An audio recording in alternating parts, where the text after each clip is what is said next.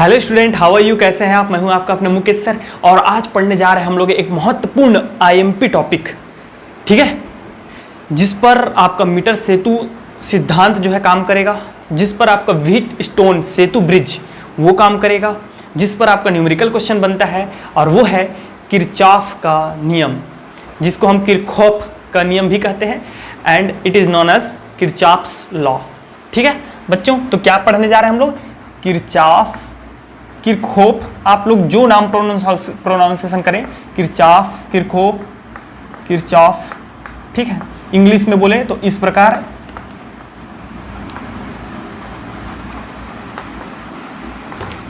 नाम में कुछ नहीं रखा है मेरे भाई, इंसान काम से जाना जाता है, हमको नहीं पता, ठीक है। निपट गए महोदय जी निपट गए हैं, लेकिन आज हम उसको पढ़ रहे हैं, सुन रहे हैं, देख जान रहे हैं, है कि नहीं? वो नहीं पढ़ गए, उसके नाम से भी कोई नहीं रखा है, नाम में कुछ नहीं रखा है, उसका काम को हम लोग आज भी सराह रहे हैं, देख रहे हैं, ये महत्वपूर्ण है। तो देखते हैं इन्होंने क्या क्या कहा जो इतना महत्वपूर्ण है कि व्हीट स्टोन सेतु ब्रिज जो है इस पर काम करता है, मीटर सेतु काम करता है, ठीक है। देख लीजिए क्या कहा इन्होंने। दो नियम दिया और पूरा बेस्ड है आपका विद्युत वाहक बल, धारा और प्रतिरोधों पर। चलो देखते हैं बच्चे क्या क्या दिया। पहला नियम, फर्स्ट नियम इसका क्या है? फर्स्ट लॉ क्या है? धारा पर दिया कि किसी भी संधि पर एट अ जंक्शन, ठीक है, धाराओं का बीजगणितीय योगफल शून्य होता है। अच्छे से समझाऊंगा, धैर्य रखना, कीप पेशेंट, ठीक है। चलिए देखिए क्या होता है। बीजगणितीय योगफल, किसी भी संधि पर धाराओं का बीजगणितीय योगफल क्या होता है? 0 होता है। सपोज करो बच्चों, इधर देखिएगा, एक टर्मिनल है, जंक्शन है, ठीक है, ऐसा यहां से कुछ धाराएं आ रही है और कुछ धारा जा रही है। जैसे कि आपने एक बोर्ड देखा होगा, उस क्लिप में हमने ढेर सारा हम लगा देते, चार्जर लगा देते, टीवी लगा देते, पंखा लगा देते हैं, तो सबके सब सप्लाई जाता है कि नहीं जाता है उधर, समझ रहे हो? तो वैसे ही आ रहा है और जा रहा है। सपोज करते हैं I1 धारा, I2 धारा, I3 धारा, 3 धाराएं आ रही है और I4 धारा एंड I5 धारा जा रही है। समझ में आ रहा है? सपोज ये भी करते हैं कि इसका वैल्यू जो है हमारा, ये जो है 4 एम्पियर का है, ये भी 4 एम्पियर का है, ये 2 एम्पियर का। मैं समझाने के लिए आपको सपोज कर रहा हूँ, आपको नहीं बनाना है ऐसा, ठीक है। ये 5 एम्पियर का है, ये 5 एम्पियर का है। तो बीजगणितीय योगफल 0 होता है। इसको आप 2-3 पॉइंट लिख लीजिएगा, नोट लिख लीजिएगा, बहुत महत्वपूर्ण है। क्या लिखिएगा? सबसे शुरू ये सुनो कि संधि पर आने वाली धाराओं को धनात्मक लिया जाता है, आने वाली धारा पॉजिटिव, ठीक है बच्चों। आने वाली धारा को मैं ऐसा शो कर देता हूं, एवं जाने वाली धाराओं को हम लेते हैं नेगेटिव। समझ में आ गया? इसका मतलब क्या हुआ? ये देखो, I1 plus I2 plus I3 इनको धनात्मक लिया और I4 और I5 को क्या ले लेंगे? ऋणात्मक ले लेंगे, और दैट इज इक्वल टू 0। अब 0 कैसे होगा? ये देखो, पहला हो गया। दूसरा क्या है? आप इसको ऐसे भी बता सकते हो कि आने वाली धारा, संधि पर आने वाली धाराएं और जाने वाली धाराएं बराबर होती है। मतलब क्या है? I1 plus I2 plus I3 that is equal to I4 plus I5, ठीक है। अब इन सबको मैं एक ही उदाहरण से आपको प्रूव करके दिखाता हूं। देखो, 4, 4, 8 और 2, 10 एम्पियर की धारा आ रही है और जा कितना की रही है? 5, 5, 10 एम्पियर की धारा जा रही है। तो आने वाली धारा और जाने वाली धारा बराबर हो गई कि नहीं हो गई? Very good. अब आने वाली धाराओं को धनात्मक लीजिए, 4 धन 4 धन 2, और जाने वाली को ऋणात्मक लीजिए, तो -5 -5, तो 4, 4, 8, 10 हो गया और माइनस 10 हो गया। तो इनका योग क्या हुआ बच्चों? बीजगणितीय योगफल क्या हुआ? 0 हो गया। हुआ कि नहीं हुआ? यही है मेरे भाई, यही है मेरे दोस्त, यही मेरे स्टूडेंट, क्या चीज़? फर्स्ट लॉ ऑफ किरचॉफ्स का फर्स्ट लॉ। और इससे हमको एक चीज़ पता चलता है, क्या चीज़? यह जैसे कि ऊर्जा संरक्षण का नियम है ना, कि ऊर्जा it is not a destroy and it is not a created, ठीक है। ना तो इसको क्रिएट किया जा सकता, बनाया जा सकता है, ना तो डिस्ट्रॉय किया जा सकता है। केवल एक रूप से दूसरे रूप में जो है ये क्या होता है? ट्रांसफर होता है। वैसे ही हमारा जो विद्युत धारा वो भी है, क्योंकि विद्युत धारा it is a form of energy, ठीक है। तो ये भी डिस्ट्रॉय नहीं होता। क्या होता है? जितना धारा आ रही है उतना ही धारा चली जाती है। तो ये जो है ऊर्जा संरक्षण के नियम का पालन करती है। याद रखिएगा, संरक्षण नियम का पालन करती है। समझ में आ गया? तो ये है फर्स्ट लॉ। अब आते हैं, बात करते हैं सेकेंड लॉ की। सेकेंड लॉ जो दिया स्टूडेंट, बहुत बेहतरीन लॉ है, ध्यान से सुनते रहिएगा। सेकेंड लॉ क्या है इसका, देखिए, किसी बंद लूप में, किसी बंद लूप में, ये इसका क्राइटेरिया है, बंद लूप में, मतलब ये काम करता है किसमें? बंद लूप में ही काम करेगा। ये इसका क्या चीज दे दिया हमको? लिमिटेशन दे दिया है। अब बंद लूप में क्या दे दिया? किरचॉफ ने क्या बताया? उसके नाम से मुझे खौफ हो रहा है यार। Kirchhoff, it is not matter of their names. Okay बच्चों, मैं भी बता दिया ना आपको, नाम से कोई मतलब नहीं है, काम पे जाइएगा। तो उन्होंने क्या बताया कि बंद लूप में क्या होता है? बंद लूप बताता हूं मैं आपको, ठीक है, जिसका कहीं पर भी कटा फटा ना हो, जस्ट लाइक अ बंद लूप, जस्ट लाइक अ बंद लूप, ठीक है। इट इज नॉट अ बंद loop and it is not a बंद लूप। तो बंद लूप में क्या बताया उन्होंने कि किसी बंद लूप में प्रवाहित धारा एवं प्रतिरोधों का गुणनफल का योग, अगर ढेर सारा प्रतिरोध लगा हुआ है तो प्रत्येक प्रतिरोध एवं उससे प्रवाहित होने वाली धारा के गुणनफलों का योग उस बंद लूप में उपस्थित विद्युत वाहक बलों के योगफल के बराबर होता है। ओके, लिख लो, समझ में आ जाएगा, समझने में कोई टेंशन नहीं, मैं जब तक हूं तब तक टेंशन नहीं। सुनो, क्या ये वही नियम है? कौन? ओम्स लॉ, थोड़ा सा चेंज कर दिया इन्होंने। ओम्स लॉ क्या किया? ओम्स लॉ क्या कहता है कि V = IR। अगर इसको आप विद्युत वाहक बल मानते हो, अरे भाई विभव भी क्या है? एक विद्युत वाहक बल ही तो है। तो विद्युत वाहक बल मानते हो तो विद्युत वाहक बल जो हो जाएगा हमारा धारा और प्रतिरोध के गुणनफल के बराबर होता है। लेकिन उन्होंने ऐड क्या कर दिया कि अगर उस लूप में, बंद लूप में ढेर सारे क्या है? विद्युत वाहक बल है, मतलब V1 V2 है, तो इनका जो योग होगा वो उसमें उपस्थित बहुत सारे जो प्रतिरोध होंगे, चाहे आप कितना भी प्रतिरोध हो, उन सभी प्रतिरोधों के क्या हो जाएगा बच्चों? सम के इक्वल होगा। समझ में आ गया? ये है, मतलब आप इसको ऐसा कर सकते हो, so I1 I2 plus IN dot dot dot IN is equal to I1 R1 plus I2 R2 plus I3 R3 dot dot dot IN RN। That is a second law of Kirchhoff, ठीक है। अब बात करते हैं, इसमें बहुत जबरदस्त point है, इतना आसान नहीं है ये, हाँ ध्यान रखिएगा। चलिए देखते हैं क्या चीज़ है। फर्स्ट पॉइंट क्या चीज़? बच्चों ध्यान रखिएगा, बंद लूप मैं बना देता हूँ तब समझ में आएगा, ऐसे नहीं समझ में आएगा। यार आपको बंद लूप बना देता हूँ तब समझ में आएगा। देखो कैसे बनता है बंद लूप।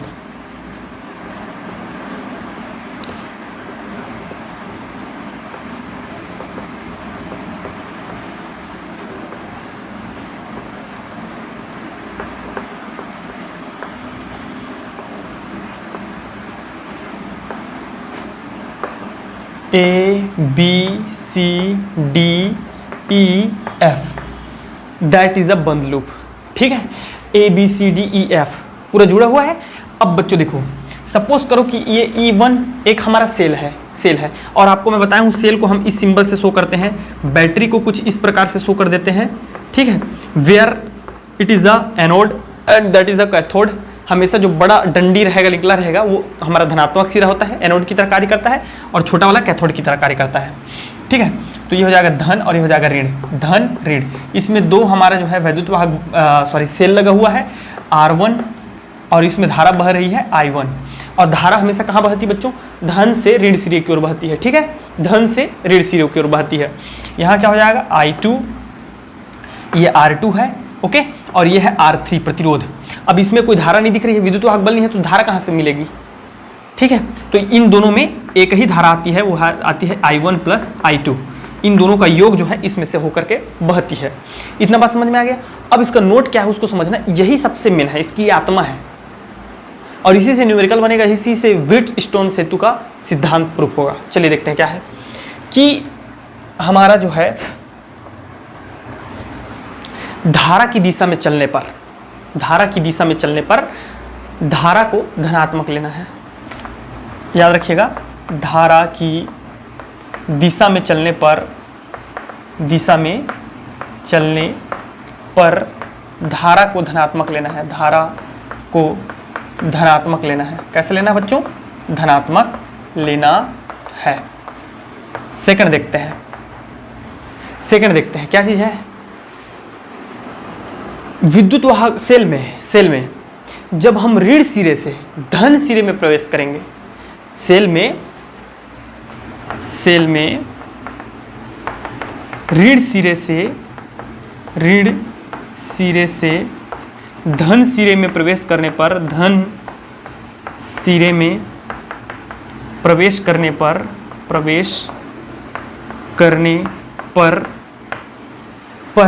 विद्युत वाहक बल को धनात्मक लेना है। कैसे लेना है? धनात्मक, दैट मीन्स पॉजिटिव। इन दोनों को रट लो, ठीक है। चलिए, धनात्मक लेना है कब? धारा को धनात्मक लेना है कब? विद्युत वाहक बल को। अब मैं 4 ठो लिखाऊंगा यार, कब ऋणात्मक लेना है। तो भाई एक सिक्का कुछ हलूंगा, अगर हेड नहीं आएगा तो क्या आएगा यार? 12th पढ़ते हो ठीक है। चलिए अब इधर देखिए, अब मैं इस लूप में काम करता हूं, ठीक है। प्रूफ करते हैं और इसके नियम को जो है, सेकंड लॉ को इस पे अप्लाई करते हैं बच्चों। चलो देखते हैं। लूप, बंद लूप, ताकि आपको समझ में आ जाए, ताकि न्यूमेरिकल बना सको, ताकि व्हिटस्टोन सेतु को प्रूफ कर सको। बंद लूप ABCDA में चलने पर, ABCDA में चलने पर, चलो चलते हैं। A से B की ओर चले, तो A से जब B की ओर चल रहा हूं तो मैं धारा के अपोजिट डायरेक्शन में जा रहा हूं, तो मैं लूंगा -I1। और I1 किसके साथ संबंधित है बच्चों? R1 के साथ। -I1 R1 हो गया। और मैं, ठीक है, अब आगे बढ़ूंगा A से B, B से C और C से D। तो C से D की ओर चल रहा हूं, तो धारा की दिशा में चल रहा हूं, तो धारा की दिशा में चल रहा हूं, कौन से धारा के? I2 के, और R2 हो जाएगा। और दैट इज इक्वल टू, अब D से A जाऊंगा तो बीच में तो कुछ है नहीं, तो ये हो गया कंप्लीट पथ। और इनका जो योग होगा, धारा और प्रतिरोध के गुणनफल का जो योग होगा, गुणनफलों का योग होगा, वो उनके विद्युत वाहक बलों के योग के बराबर होता है। तो कितने विद्युत वाहक बल मिले हमको? पहला सेल मिला यहाँ, तो हम धन से ऋण सिरे में प्रवेश कर रहे हैं, तो धन से ऋण में प्रवेश करेंगे तो देखो यहाँ लिखा हुआ है, ऋण से जब धन में प्रवेश करते हो धनात्मक लोगे, तो धन से जब ऋण में प्रवेश करें तो क्या ले लेंगे? ऋणात्मक ले लेंगे। यही इसीलिए मैं बोला था जी कि एक सिक्के के केवल 2 ही पहलू हैं, अगर हेड नहीं आता तो टेल आएगा, ठीक है। अब B से C की ओर चले, C से D की ओर चले, तो ये ऋण से धन में प्रवेश कर रहे हो, तो ऋण से धन में प्रवेश करना मतलब धनात्मक, तो E2, ठीक है। ये देख लीजिए, इसी प्रकार आपको सॉल्व करना है, इसी प्रकार सॉल्व करना है। अब नेक्स्ट में आते हैं, नेक्स्ट लूप में आते हैं बंद लूप। बंद लूप कौन से लूप में आते हैं भाई? CDEFC में, CDEFC में। अब बोलोगे सर आप यहाँ भी ABCD तक क्यों लेके गए, D तक क्यों नहीं रोके? अगर D तक रोक दूंगा तो ये तो फिर खुला हो जाएगा, खुला हो जाएगा। बंद लूप कैसे होगा? मुझे यहाँ से पूरा यहाँ तक ले जाना रहता है, इसीलिए मैं लिखा हूँ CDEF। F तक अगर रोक दूंगा तो ये खुला हो जाएगा, इसको कंप्लीट करो, C ऊपर तक जाओ, तब होता है बंद लूप बनता है। और इसी पे काम करता है किरचॉफ का नियम, खुले में नहीं करता है। दरवाजा बंद तो बीमारी बंद। चलो देखते हैं क्या आज दिमाग काम कैसे कर रहा समझ नहीं आ रहा है यार। चलो देखते हैं। ओके, C से D की ओर चलें, तो C से D की ओर चलेंगे तो हम लोग ये देखिए I2 धारा की दिशा में चल रहे हैं, तो ये हो जाएगा I2 R2। ओके, अब D से EF की ओर चलें, तो EF में जब जा रहे हैं बच्चों, तो यहाँ धारा मेरा जो है वो है I2 प्लस I3 है, और प्रतिरोध इसके संबंधित प्रतिरोध R3 है। समझ में आया कि नहीं आया? आ गया होगा, मैं उम्मीद करता हूँ, बार बार समझाने की आवश्यकता नहीं है। That is equal to, C से जब मैं D की ओर चला तो ऋण से मैं धन में प्रवेश किया, तो ऋण से जब धन में प्रवेश करते हो आप तो हमारा हो जाता है पॉजिटिव, तो that is a E2। All concept is clear that now? Okay okay okay चलिए, तो समझ में आ गया सबको अच्छे से? रट लो, बहुत काम आने वाली है।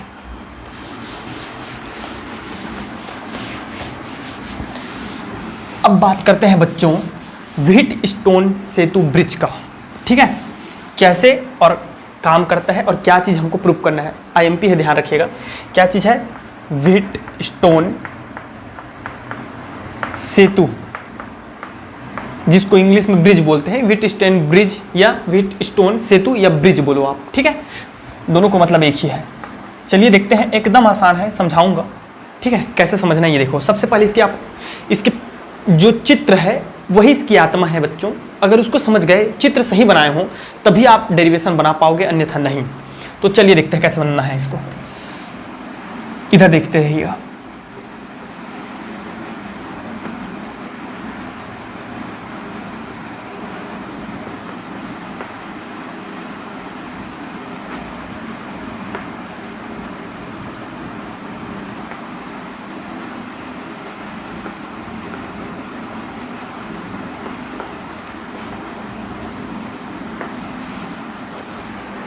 कैसे बनाना है ध्यान से देखते रहिए, ठीक है, फिर मिटा देंगे इसको हम।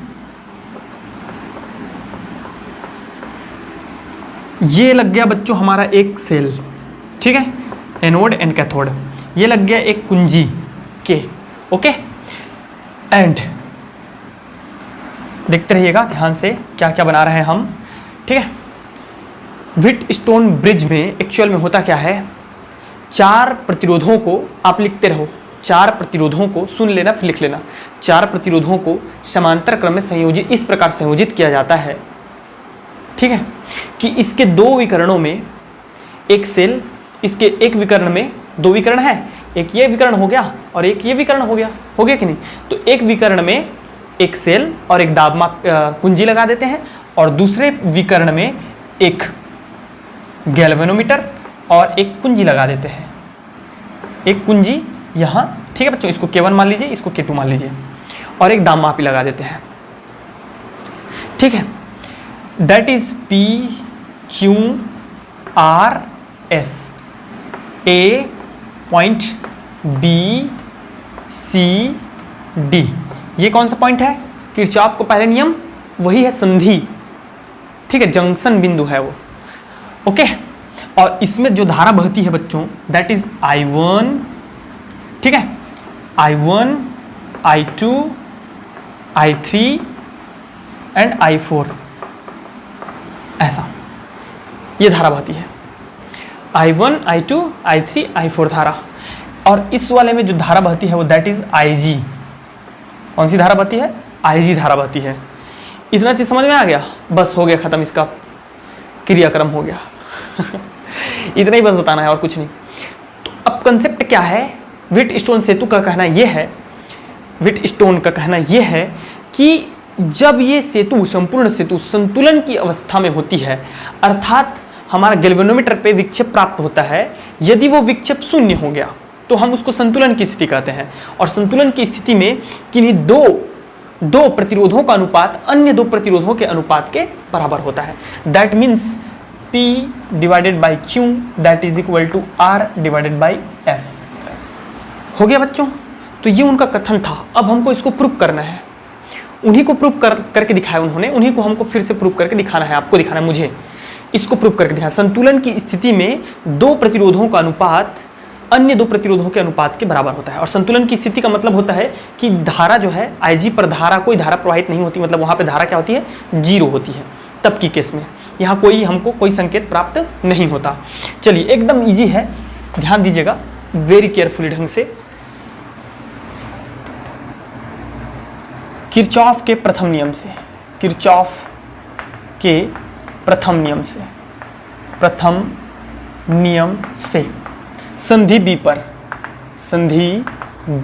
पर, ये देखो बच्चों यहाँ पे संधि B पर, तो संधि B पर क्या है ये देखो आप, संधि B पर हमारा धारा I1 आ रहा है और I2 और IG जा रही है। तो आने वाला धारा पॉजिटिव और जाने वाली धारा नेगेटिव, और इनका बीजगणितीय योगफल क्या होता है, 0 होता है। हम सबको पता है, ये दिया था उन्होंने, ठीक है, ये दिया था, तो ये हो गया। अब ये देखो I1 minus I2 is equal to 0, चूंकि IG इज इक्वल टू 0, क्यों, संतुलन की स्थिति में। मैं बताया ना, ये तभी आएगा जब वो संतुलित रहेगा, और हमको संतुलित करके ये प्रूफ करके दिखाना है। तो माना कि वो संतुलन में है, माना कि नहीं, संतुलन की स्थिति में तो धारा प्रवाहित नहीं होती गैल्वेनोमीटर में, यहाँ पे कोई धारा प्रवाहित नहीं होती, तो यहाँ पे Ig क्या हो जाएगा, 0 हो जाएगा। तो इस केस में हमारा हो जाएगा बच्चों I1 that is equal to I2, equation number 1 आ गया। इसी प्रकार अब आपको किस में देखना है, डी संधि में, संधि डी में देखिए, इसी प्रकार संधि डी में। यहाँ पे आपको नहीं दिख रहा था क्या यार, नहीं दिख रहा था क्या, देख लो भाई क्या लिखा हूँ मैं, आप लोग थोड़ा सा ध्यान रखिएगा, ठीक है। किरचॉफ के प्रथम नियम से संधि बी पर लिखा हूँ यहाँ, संधि बी पर। उसके बाद I1 minus IG, because I1 आ रही है धारा संधि बी पर और ये दोनों जा रहे हैं, तो माइनस IG माइनस I2, ठीक है। फिर IG को मैंने 0 कर दिया, तो I1 माइनस I2 हो गया, दैट इज इक्वल टू 0। तो इसको मैं ट्रांसफर कर दिया, समझ में आ गया। और नहीं आया होगा तो नीचे समझ में आ जाएगा, ये पूरा दिखेगा। डी पर देखेंगे, डी पर, तो डी पर क्या हो रहा है बच्चों, ये देखो आप, डी पर ये धारा आ रही है, कौन सी धारा आ रही है, I3 धारा आ रही है। और यदि सपोज कि IG धारा भी है तो वो भी क्या हो रही है, आ रही है। अगर कुंजी को मैं बंद करूंगा, मतलब ऑन करूंगा, इसको पथ को ऑन करूंगा, मतलब इसको बंद करूंगा, तो आएगी, तो I3 प्लस IG, और ये I4 जा रही है, तो minus I4 that is equal to 0। समझ में आ गया, बिकॉज चूंकि I इज इक्वल टू 0। अब ये देखो बच्चों, I3 minus I4 that is equal to 0, चूंकि IG that is equal to 0, क्योंकि संतुलन की स्थिति में, किस स्थिति में, संतुलन में। इतना चीज समझ में आ गया। अब देखो, तो I3 इज इक्वल टू हो जाएगा I4, इक्वेशन नंबर 2। इतना चीज समझ में आ गया। अब देखो क्या, द्वितीय नियम, किरचॉफ का द्वितीय नियम, सेकेंड लॉ ऑफ किरचॉफ। तो क्या है द्वितीय नियम, क्या है इसका, तो इसके बंद लूप चाहिए मुझे, तो बंद लूप ले लेता हूं मैं, A B D A। इसको मैं दबा दूंगा, ठीक है, ऑन कर दूंगा, मतलब उसको बंद कर दूंगा। तो A B D A बंद लूप में, तो A B D A बंद लूप में क्या है, ये देखो आप, यहां से चालू करेंगे, A से चलना प्रारंभ कर रहे हैं, A से B तक पहुंचो, तो ये धारा की दिशा में चल रहे हो, तो ये हो जाएगा बच्चों I1, और P क्या है, प्रतिरोध है, तो I1P। अब यहां से फिर इधर चलेंगे, तो ये धारा है IG, तो धारा की दिशा में चल रहे हो IG, ठीक है। और यहाँ प्रतिरोध क्या है, गैल्वेनोमीटर भी एक प्रतिरोध है, तो ये हो जाएगा IgG। अब इधर से अब इधर चलेंगे, तो हम धारा के अपोजिट डायरेक्शन में आ गए इधर, तो धारा के अपोजिट डायरेक्शन में आ गए, तो मतलब ये हो जाएगा माइनस, और ये हो जाएगा I3R, और दैट इज इक्वल टू होता है बच्चों, दैट इज इक्वल टू होता है विद्युत वाहक बल का योग। लेकिन यहाँ पे कोई विद्युत वाहक बल नहीं लगा हुआ है, विद्युत वाहक बल नीचे लगा हुआ है, तो यहाँ पे हमारा विद्युत वाहक बल क्या है, 0 है। अब ये देखो, I1P minus I3R that is equal to 0। तो सर आपने IgG को कहाँ कर दिया, कुछ नहीं बच्चों, Ig इज इक्वल टू 0 है संतुलन की स्थिति में, इसलिए इन दोनों का मल्टीप्लाई हो गया 0। इतना कंसेप्ट क्लियर है सबको, अच्छे से क्लियर है भाई, ओके ना। तो अब देखिएगा, अब मैं कहाँ बनाऊँ, क्योंकि उसको देखे बिना आप बना नहीं सकते इट इज़ आवर लिमिटेशन, ठीक है। चलिए इसको छोटा कर सकते हैं यार, बस इसको छोटा कर सकते हैं, छोटा सा लगा सकते हैं इसको, काम चलाऊ, कुंजी यहाँ पे लगा देता हूँ और इसको यहाँ लगा देता हूँ, ये लो K और E हो गया। चलिए ये देखिए, अब इतना में आ जाएगा, ये पूरा हो जाएगा। यहाँ हमारा निकल के आ जाएगा बच्चों, यहाँ निकल के आ जाएगा, देखिए क्या चीज़ निकल के आ रहा है, I1P that is equal to I3R। इसको उधर भेजेंगे तो ये आ गया इक्वेशन नंबर 3, समझ में आ गया। अब इक्वेशन 4 कहाँ से लाओगे, BCDB में, BCDB बंद लूप में, जैसे कि 2 संधि पे काम किए हो वैसे ही 2 लूप में काम करना है, रट लो, दिमाग में बैठा लो। BD संधि, ABDA लूप, BCDB लूप। तो इसमें क्या है, देखो B से C की ओर चलेंगे, तो ये हो जाएगा I2Q, ठीक है, धारा की दिशा में। फिर इधर से इधर, तो अपोजिट दिशा में चल रहा है, ये धारा इधर बह रही है, तो ये हो जाएगा I4S। और बच्चों इधर से इधर चलेंगे तो हम फिर धारा के अपोजिट में जा रहे हैं, तो माइनस IgG, और दैट इज इक्वल टू, यहाँ भी कोई विद्युत वाहक बल नहीं है तो 0 हो गया। अब सबको पता है आई जी का मान 0 होता है, सब जान चुके हो ना। तो ये हो जाएगा I2Q minus I4S that is equal to 0। 5 नहीं है, S है। इधर देखिए, तो हमारा आ जाएगा I2Q that is equal to I4S, समीकरण नंबर 4। आ गया ना भाई, आ गया ना भाई, आ गया, खत्म। इसको अब मिटा रहे हैं मैं, इसको कोई मतलब नहीं है अब आ गया हमारा पूरा सब चीज़ आ चुका है। चलिए देखते हैं अब क्या करो। इक्वेशन क्या करो बच्चों, इक्वेशन 4 और 3 को ध्यान से देखिए। कहाँ है 3, कहाँ है, इधर है। समीकरण 3/4 कर दो आप, समीकरण 3/4। तो क्या होगा ये देखो आप, I1P लेफ्ट से लेफ्ट को डिवाइड करो, I2Q that is equal to I3R divided by I4S। हो गया। हम सबको पता है, we know that all what 1 and 2। देखिए I1 is equal to I2, तो I1 is equal to I2, तो मैं यहाँ रख देता हूँ I2P divided by I2Q and I3 और I4 भी बराबर है, तो यहाँ मैं क्या रख दूंगा, I3 की जगह में रख दूंगा I4R एंड I4S। ठीक है, समझ में आ गया, समझ में आया कि नहीं भाई। ये देखो ना, चूंकि I1 is equal to I2 and I3 is equal to I4, तो ये निकाल दीजिए। इधर देखिए क्या हो जाएगा, दोनों कट जाएंगे, आ जाएगा हमारा P/Q and R divided by S। इति सिद्धम इति सिद्धम, खत्म। ठीक है, तो ऐसे आपको प्रूफ करके दिखाना है। हाँ। चलो एक टॉपिक और कवर कर लेते हैं। नहीं, इसमें कुछ न्यूमेरिकल कर लेंगे यार, इसमें कुछ न्यूमेरिकल कर लेंगे भाई। ठीक है, चलिए तो न्यूमेरिकल करते हैं कुछ।